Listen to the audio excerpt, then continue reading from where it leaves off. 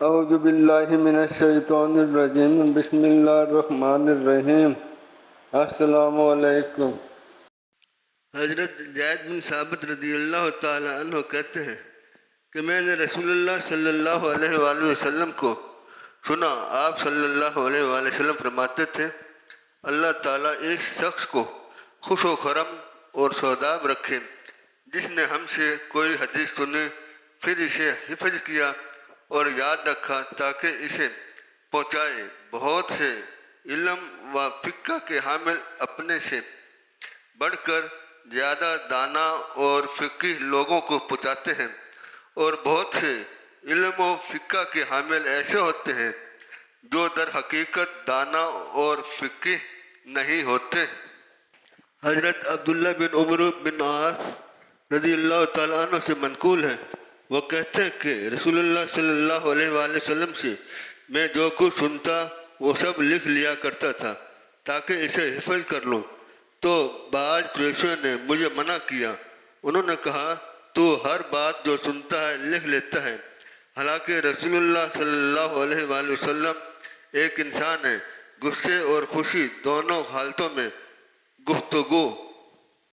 کرتے ہیں۔ تو میں نے لکھنا موقوف کر دیا اور یہ بات رسول اللہ صلی اللہ علیہ وآلہ وسلم سے عرض کی تو آپ صلی اللہ علیہ وآلہ وسلم نے اپنے دہن مبارک کی طرف انگلی سے اشارہ کرتے ہوئے فرمایا، لکھا کرو، قسم اس ذات کی جس کے ہاتھ میں میری جان ہے،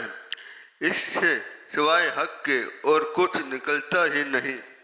حضرت ابو ہریرہ رضی اللہ تعالیٰ عنہ بیان کرتے ہیں کہ رسول اللہ صلی اللہ علیہ وآلہ وسلم نے فرمایا، جس کسی مفتی نے علم کے بغیر فتویٰ دیا تو عمل کرنے والے کا گناہ فتویٰ دینے والے پر ہوگا۔ سلمان مہری کی روایت میں مزید ہے، جس نے اپنے بھائی کو کوئی ایسا مشورہ دیا جبکہ اسے علم تھا کہ بھلائی اس کے خلاف میں ہے تو اس نے اس کی خیانت کی۔ یہ لفظ سلمان کے ہیں۔ حضرت ابو ہریرہ رضی اللہ تعالیٰ عنہ کہتے ہیں، رسول اللہ صلی اللہ علیہ وآلہ وسلم نے فرمایا، جس سے علم کی بات پوچھی گئی اور اس نے اسے چھپا لیا اور بتایا نہیں تو اللہ تعالیٰ قیامت کے دن اسے آگ کی لگام دے گا۔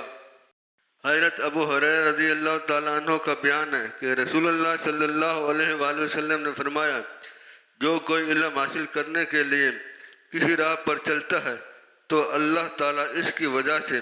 اس کے لیے جنت کا راستہ آسان فرما دیتا ہے، اور جسے اس کے عمل نے پیچھے رکھا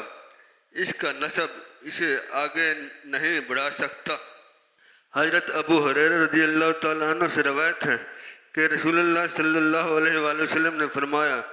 جب تم سے کوئی بھائی اجازت چاہے کہ تمہاری دیوار میں لکڑی گاڑ لے تو اسے مت روکو۔ تو سامعین نے اپنی گردنیں جھکا لی۔ حضرت ابو ہریرہ رضی اللہ تعالیٰ عنہ کہنے لگے، کیا بات ہے، تم اس سے اغراض کرنے لگے ہو؟ میں اسے تمہارے کندھوں پر ٹھکاؤں گا۔